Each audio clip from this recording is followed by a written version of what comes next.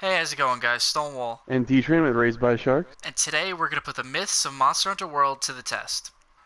Okay, guys, so this first myth is that the odogaron mastery skill doesn't work with a greatsword if you charge out of the draw instead of just doing an opening slash. So to put that to the test, we're going to test it with just the odogaron gloves, and then we're going to put on the odogaron boots to give us the odogaron mastery and see how much it impacts the damage aside from critical hits, because the only thing that would change is your critical eye skill.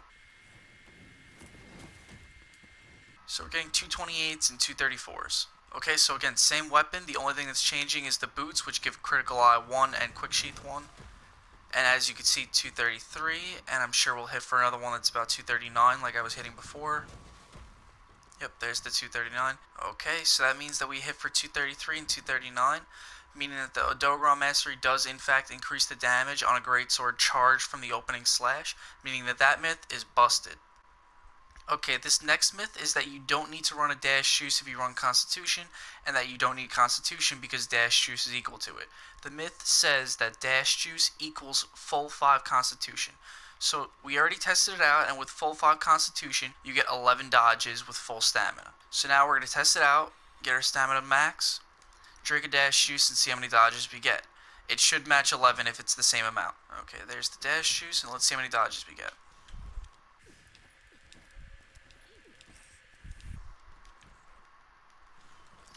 Okay, so we get 7 dodges and just a hair under an eighth, meaning that we're getting less.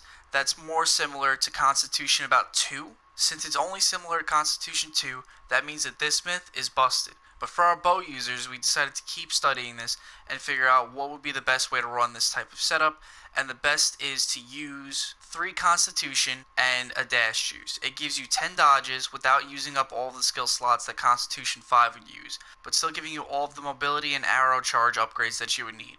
Okay, this next myth is that if you have critical boost on a weapon with negative affinity, when your negative affinity procs, it will actually reduce your damage instead of increasing it, making the negative go higher, because that's what the skill says that it would do. Okay, so without critical boost, I'm getting a steady 31 on negative affinity hits. Okay, so now all I've done was slot in a critical jewel onto the weapon and put on the critical charm, changing nothing except for the critical boost.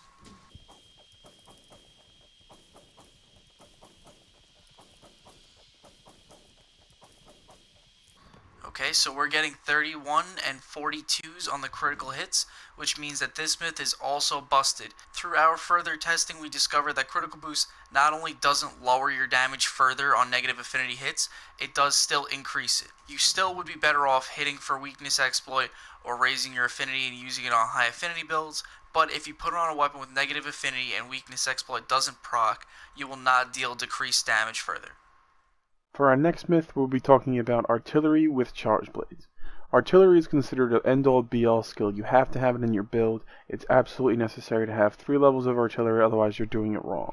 So as a basic test, we're going to compare 3 levels of artillery versus 3 levels of attack. I also chose attack because it's very swappable with artillery with either the necklace or 3 gem slots. For damage testing, I used the Tarath Strong Arm Sleep just because it has 0 affinity, solid blue sharpness, impact files, everything you'd really need to test this. I'd normally use something like the Diablo's Charge Blade, but because of its large negative affinity, it made testing very inconsistent, and it was a lot simpler to use a 0 affinity one like this. For the attack comparison, I will just be using a simple Attack Charm 3, which gives you 3 levels of attack just like normal. And for the artillery build, I will just be adding these 2 armor pieces, which just give me 3 levels of artillery, just because I did not have the artillery charm on my character. So now let's talk numbers. For all the stats I'm about to read, the first number is the physical damage, the second number is the file damage that comes afterwards. Your regular discharges go like this. Discharge 1 gives you 43 with a tick of 8. Discharge 2 hits for a 136 and 2 8s. And your amped elemental discharge hits for 185 as well as 3 18s. For the super amplified elemental discharge, you hit for 219 and with each explosion hitting 51. Now for artillery level 3. For your regular discharges, the first one hits for 43 and hits for 1 tick of 10.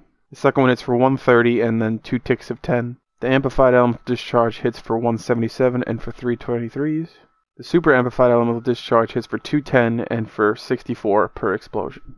So now let's compare those numbers directly. On the first discharge, artillery edges out attack by 2. On the second discharge, attack edges out artillery by 2.